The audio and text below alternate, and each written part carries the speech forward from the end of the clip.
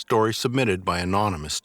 I've always liked cemeteries, one in particular on an old back road in my little town. The graves ascend a hill, and at the top where the hill descends, it's like a lookout. There's a pond, and it's a hilly area that's just beautiful. I go there often, especially when I need to clear my head. I've been connected to spirits my whole life. So when I go, it's not odd that a spirit communicates with me. I quite enjoy it. I always state I'm not there to offend anyone and normally carry a crystal for protection just as a precaution and for respect. Backstory and setting aside. My encounter. I go on a cloudy day. It was a rough one and I needed my space, so to the cemetery I go. I do my normal entrance script. I have a path I take, but I feel drawn to the third row of graves and notice a grave I've never seen in my 2 years' worth of visitation. An old grave, for that matter, in the shape of Roman numeral 3, 1 stone for 3 graves. And the only date I can make out is 1800, the year they passed. I instantly heard a male voice in a joking tone. Pretty old, huh? I gave a laugh and felt happy. This was a good man. I began to follow my normal path to the top, and I get a sinking feeling to go no further. I physically couldn't go past this grave of the man. I get confused. And as I'm getting worried he is bad, from the spot I normally sit, I hear a deep growl. It chilled me to the core, and I heard a clear, "Go." It was the man's voice. Not ominous, protective. I quickly started back to my car. My phone started messing up. I was horrified. I haven't been back yet. I'm convinced the male spirit I encountered protected me, and I want to speak with him more, or go leave some flowers soon. But I'm unsure. Story submitted by Scooter Books. I'm clairvoyant, and I surprisingly feel peace most times at graveyards. However, I live in Salt Lake City, Utah, which some of you may know as the Mormon capital of the world. Now, not to be too political, but the Mormon pioneers did some messed up stuff. Owning several slaves, practicing polygamy, just stuff to make your stomach twist. In my city's cemetery, which, fun fact, is the largest city-run cemetery in the U.S. There's a huge diversity of graves, but the graves are segregated in such a way it makes me feel a little unpleasant. All the old Mormon guys everyone loved are in one part, Jews in another, soldiers in another, immigrants and non-white people in another. I don't know, that just doesn't sit right with me. I always get overly anxious at the Mormon section of the cemetery, not trying to be prejudiced at all, just stating how I feel, and I always avoid it because of this. I feel watched, judged, almost if someone's going to creep up behind me and grab me. About 30 minutes south in a much smaller cemetery, also full of Mormon pioneers and high-ranking LDS leaders, there's another cemetery. I went with my boyfriend at the time at about 8 p.m. one winter. It wasn't too dark, and there's lights all around, so it shouldn't have been too spooky, at least in my mind.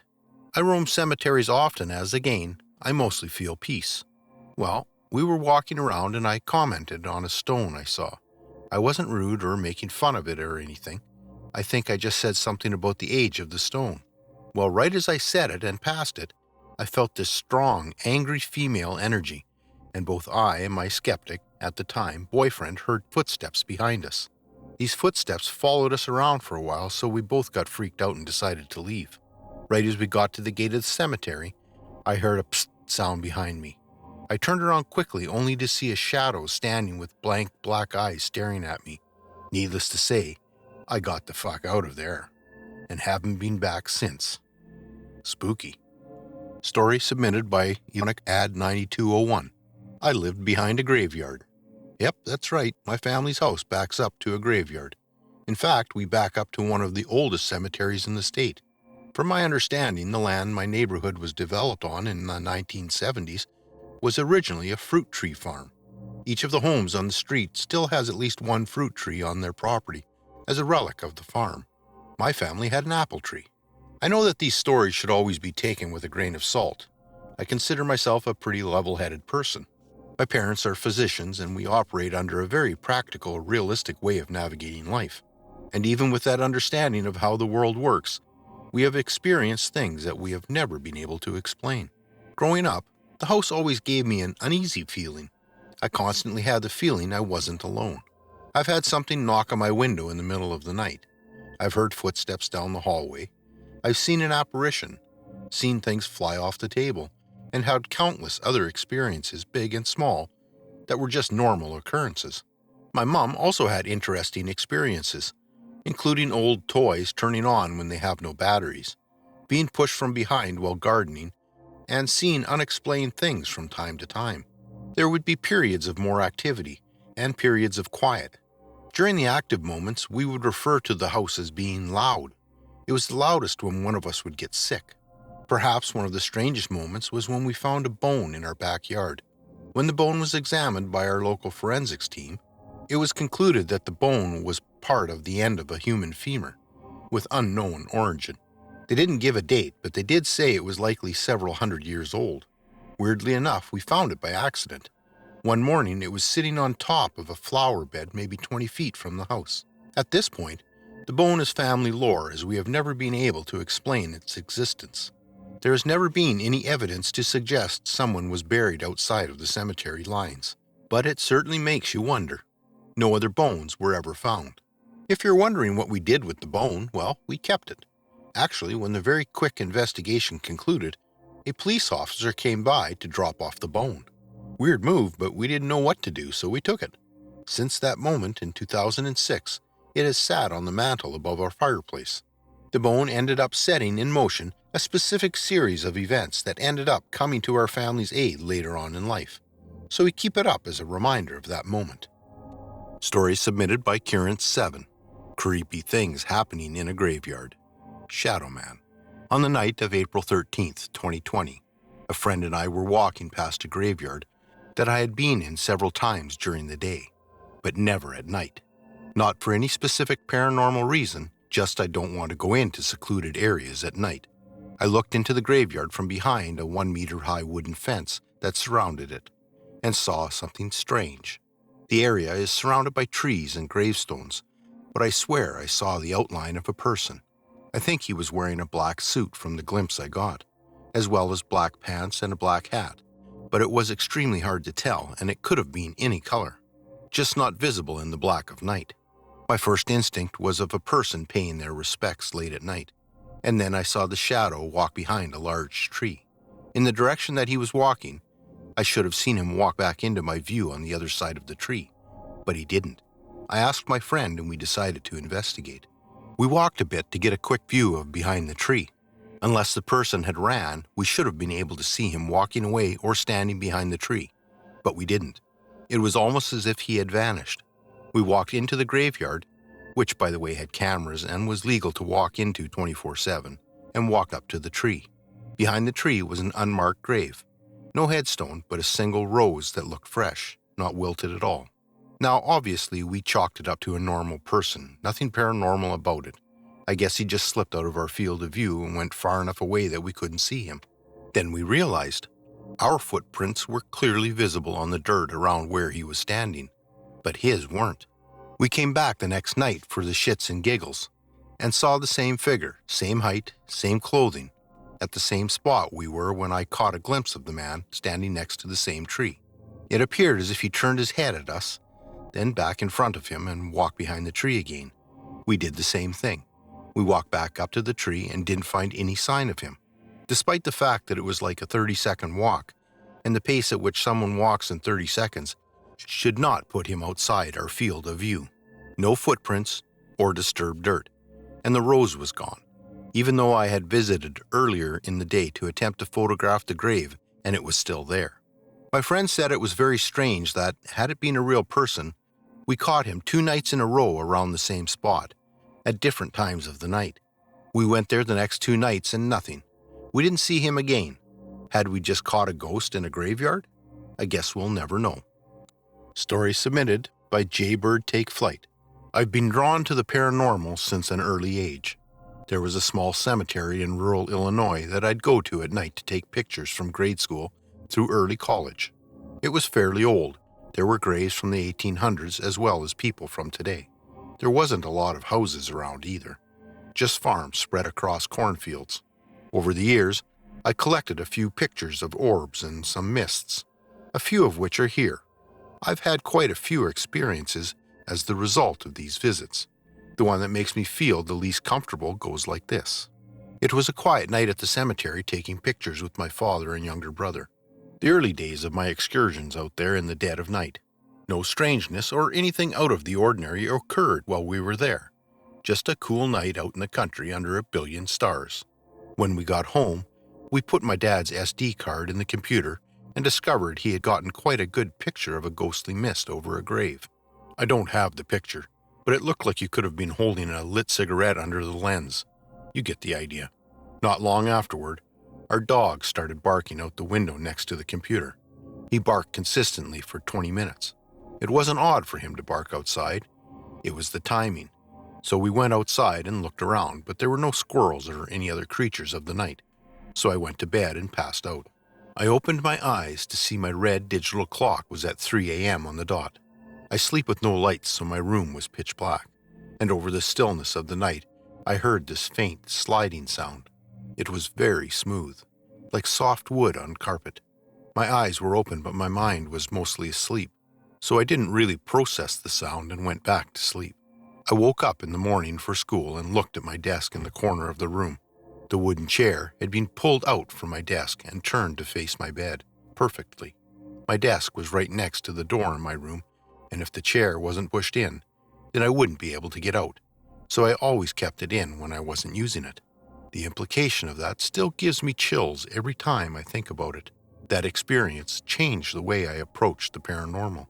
Since then, when I'm leaving a place after poking around, I'm always very polite but firm in saying out loud that potential spirits are not welcome to follow me home, and it's pretty much worked for me ever since.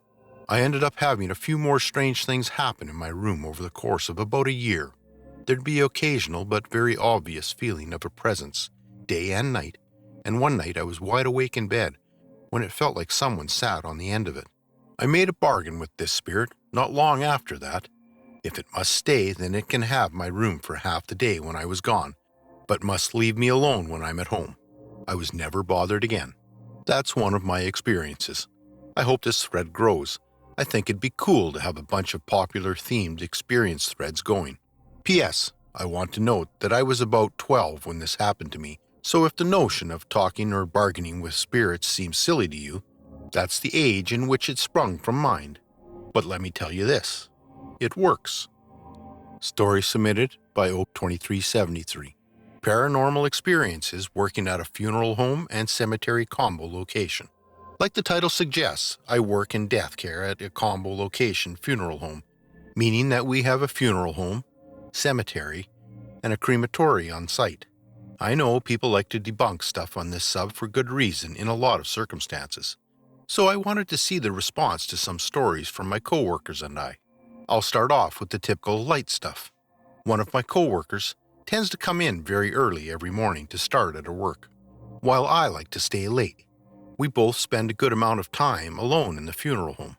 We both have had experiences of hearing footsteps down the halls, wood floors and long hallways that echo, seeing things out of the corner of our eye, and hearing faint voices. Not too surprising considering there are an abundance of loved ones in our care at any given time, some having more traumatic passings than others. I will admit, though, that the funeral home itself is pretty tame. There have been many strange occurrences in the cemetery experienced by the grounds crew, cemetery staff, and the funeral home staff. One day, I was standing a service early morning and turned and saw a man under a tree not too far away from me. He looked out of place, and I saw no cars around besides the few the family drove. I turned to look at him once more. Then, for a third time a minute or so later, and he had vanished. This has happened to multiple people. Mind you, we have 17 gardens. I would have seen him walking away or would have seen the car he was in. A co-worker of mine on the cemetery side worked with a man for a while after his wife passed. He wanted a granite pedestal, a stand that holds an urn with customizable toppers, with a bird bath on top. For about a year, he would hound my co-worker wanting to know when it would arrive, when that is unfortunately the expected waiting period for custom granite memorials. When it finally arrived, we placed his wife inside and had a service. A few months after, my co-worker who worked with him woke up from her sleep because she kept hearing bird bath, bird bath, bird bath being yelled in her ear. She actually came in the next morning and said he died before we even received the first call, notification of a death. Lastly, to avoid this being too long, is 2 stories about our chapel mausoleum. It is the only mausoleum on site with an interior and has large stained glass windows and rows of chairs to sit and visit loved ones, or for when services are held inside. This mausoleum is locked every day at 4 when the grounds team leaves and is unlocked around 6 to 7 a.m. One morning, one of the guys walked into the mausoleum after unlocking it to turn on the lights and saw a woman sitting in one of the chairs by the windows facing away from him. He freaked out and walked out to call the superintendent. When he walked back inside, the lady was gone. There was only one entrance to that mausoleum that he was standing right in front of. We hear knocking and shifting noises all the time in the mausoleum. It is so prevalent, I actually address everyone in there when I enter and exit to avoid any bad juju.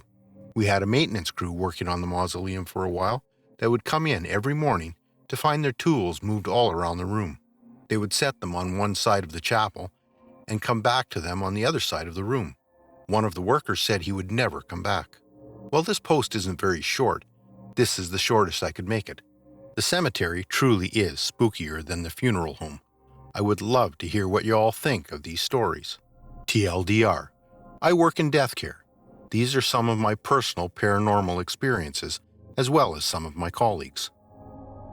I recently had an alarming, violent experience at a rural cemetery, and I've been having strange nightmares about it. I've never really visited this sub before, but I wanted to share this story with someone.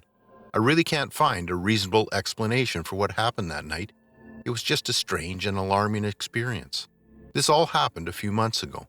My friend had heard that the northern lights would be visible in our area and asked if I wanted to go for a drive out into the country to see if we could catch a glimpse. So we headed out after dark and drove for a while, putting the city behind us and winding out into the countryside, all the while scanning the skies and just searching for a good vantage point where the stars and the lights might be visible. But several hours passed, and with nothing to show for our efforts, we started to give up on seeing the lights altogether. As we discussed what to do next at that point, my friend noted that we were close to her hometown and reminded me that she had been wanting to visit the local cemetery to find the graves of some of her distant relatives. She had recently been researching her genealogy. It was a clear, warm night, and we were both pretty disappointed that we hadn't seen the lights. We both wanted to make the trip worthwhile, so we agreed to swing by the cemetery. We pulled into the dirt road adjacent to the cemetery and walked around until we found the right graves. She took some photos, and we decided to just wander around for a little while. My friend was leading the way, using the flashlight on her phone to light the path and to ensure we didn't accidentally step on any of the graves. I had been feeling increasingly anxious since we arrived, which struck me as just a bit odd. I have done several cemetery seriation projects as an archaeologist and don't normally feel nervous in cemeteries, even at night. In fact, I usually find that cemeteries are pretty peaceful and calming. But I really felt strange in that particular graveyard and found myself frequently spinning around because I felt like someone was standing behind me. Still, I just chalked it up to general anxiety and tried not to dwell on it. One of the problems with having an anxiety disorder is that it's sometimes hard to tell when your nervousness is justified. Even in retrospect, I don't know if my anxiety was just in my head or if it was related to what would happen next. After wandering for a while, we realized that it was approaching 1 a.m. and that we should probably get back home. We turned back and headed toward the car. My friend's car was in sight, and she was a few yards ahead of me when it happened. I suddenly got a wave of that nervous feeling again and thought that I heard someone running up behind me. I was starting to turn my head to look back when I felt something collide with my back, the initial impact hitting me right between my shoulder blades. There was a substantial weight behind it, as if someone had actually hurtled into me. The impact was so forceful that I was thrown forward and fell flat on my face. And as I scrambled to get back up, I felt the weight pressing into my shoulders again and was shoved back down. I then glanced up to see my friend running toward me. She had also heard someone running up to us, had heard my initial fall, and had turned just in time to see me being pushed back down. She would later tell me that she had seen my sweatshirt flattening against my back, and as if someone had been pressing their hands against my shoulders. She grabbed my arm to pull me up just as the weight disappeared, and we both bolted to the car, jumping in and instinctively locking the doors. She wasted no time, starting the engine and then hastily peeled out of the driveway. As soon as we hit the main road, we just sped away from there as quickly as possible. We drove for several minutes without saying a word. I think we were both stunned and, more than anything, confused.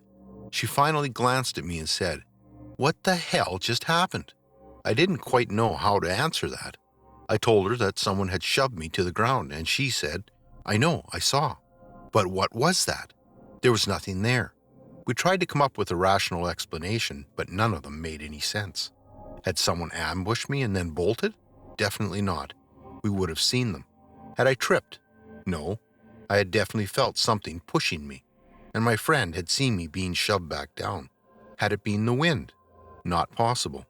There hadn't been so much as a breeze that night, and if there had been some freak gust of wind, it would have hit my friend too. Perhaps an animal had attacked me, but that didn't seem possible either.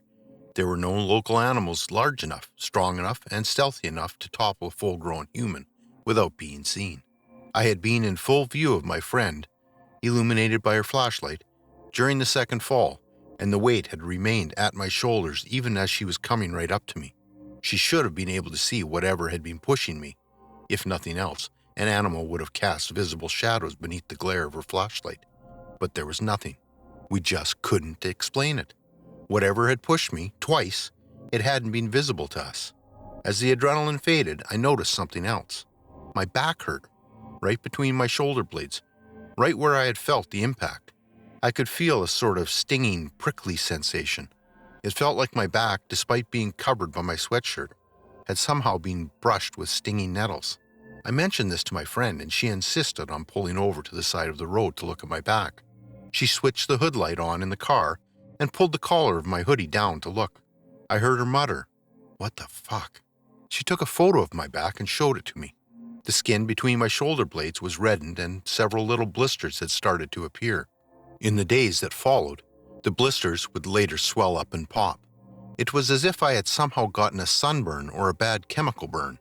There weren't any scratches or cuts. There were no open wounds, no blood. It was a relatively subtle mark, but it was still clearly there, and it baffled us. We certainly couldn't figure out how I'd gotten burned. I hadn't rubbed up against anything. I hadn't touched my back. I'd been wearing my hoodie all night, and there were no tears or marks in the fabric.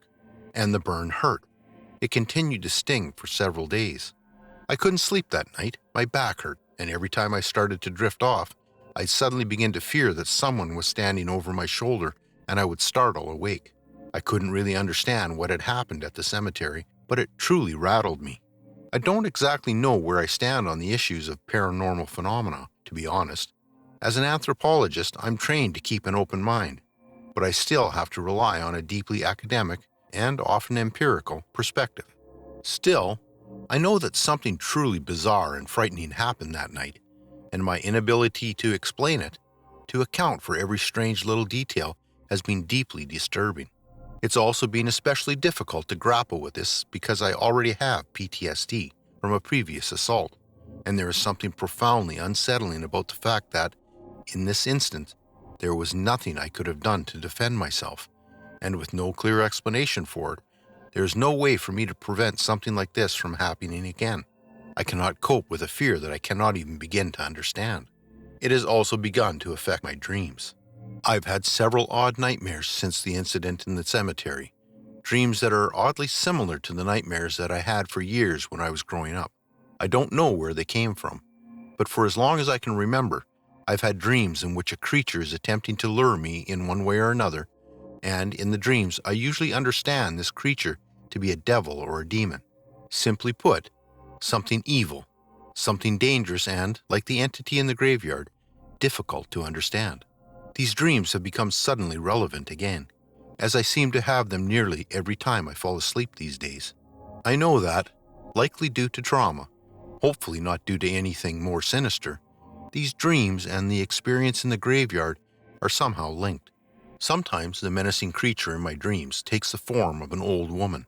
I had one dream when I was about 13 years old in which I was wandering through a forest. I came across a little cottage with this old woman standing by the porch. She beckoned me inside and I acquiesced. We spent time casually talking and baking cookies, but I felt uneasy around her and got the sense that she wanted something from me. We stayed only in the kitchen throughout the dream, but I can recall glancing at the doorways to other rooms and seeing nothing but shadowy edges. I thought that perhaps I should try to leave, but couldn't remember how to find my way out. At one point, as we sat at the kitchen table, I glanced out the window and noticed a group of people standing in the yard, calling out to the old woman. I asked who these people were, and she told me, "They want me to take them in, but I don't want them. I want you." In other dreams, it has had a more sinister appearance, but I always recognize it as the same creature. I sometimes have dreams in which it is sitting in the dark at my bedside, whispering to me. It has a shadowy appearance with long, lanky limbs and empty eye sockets. Its teeth are made of razor wire, and there is something like blood or wine gleaming on its lips, like this. In those dreams, I can hear it whispering, but I can't understand what it's saying. Sometimes I have dreams of the same creature sitting in a chair in the corner of my room, eating what seems to be a rotten apple. I have long suspected that this creature is some manifestation of my deepest and most troubling fears. I know these are just dreams, but I mention it because those dreams had subsided in my early 20s. But the incident at the cemetery rattled me so much that they've returned. It seems to have shaken my understanding of the world around me, opening the floodgates to my own inner demons. In these new dreams, that creature is standing upright behind me at the cemetery. Time seems to be slowing down. I can sense my friend frozen ahead of me, and the creature is whispering at my back. I don't really know why my mind is conflating that dream creature with my encounter at the cemetery, but the fear has increasingly kept me up at night. I have no idea what the fuck happened that night. My friend believes it was a ghost, but I just don't know. I've never personally experienced anything like this. I really don't know what to do with it. Thanks for reading.